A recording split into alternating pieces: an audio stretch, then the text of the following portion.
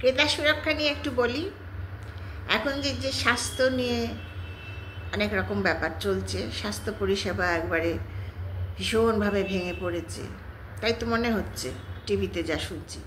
আমি অভয়াকাণ্ডটা অন্য murder case, ওটা ছুটছি না।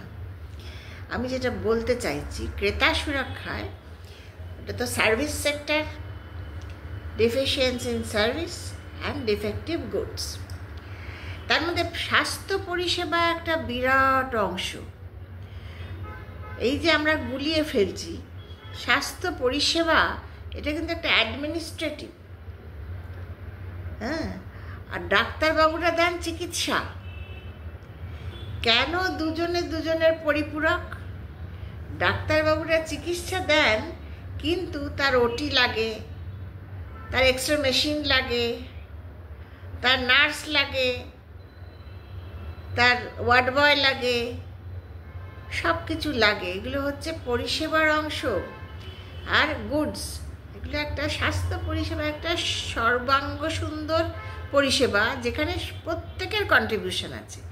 তবে হ্যাঁ, ডাক্তারবাবু আর রুগী এই যে সম্পর্কটা, এটা তো একটা ইউনিক সম্পর্ক, এর তো কোনো বিকল্প নেই।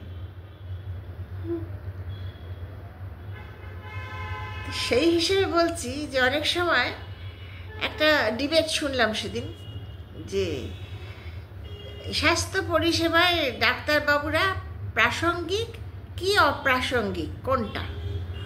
তা আমার সেখানে বলার স্কোপ ছিল না, কিন্তু যেহেতু এটা আমারই সাবজেক্ট, তা আমার মনে হলো একটু বলি। কাকে বলবো, কিভাবে বলবো, দরকার নেই, আমার তো প্ল্যাটফর্ম নেই এখন। তাহলে আমি এই ডিজিটালে বলি, কিছু মানুষ তো জানবে।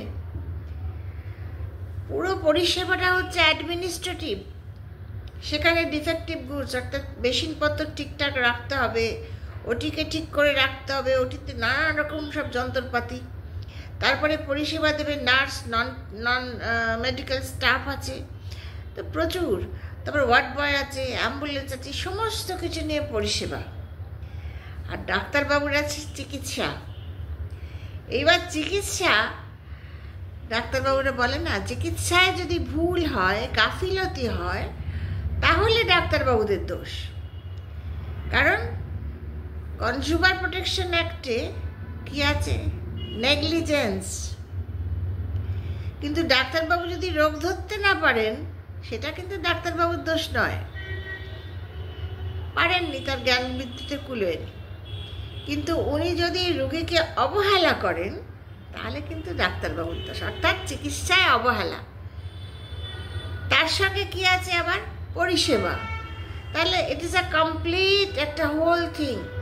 স্বাস্থ্য পরিষেবা, স্বাস্থ্য পরিষেবায় ডাক্তারবাবুরা নিশ্চয়ই প্রাসঙ্গিক, এবং পরিষেবাটা আর ডাক্তারবাবুর চিকিৎসা দুজনের পরিপূরক, অঙ্গাঙ্গিভাবে জড়িত।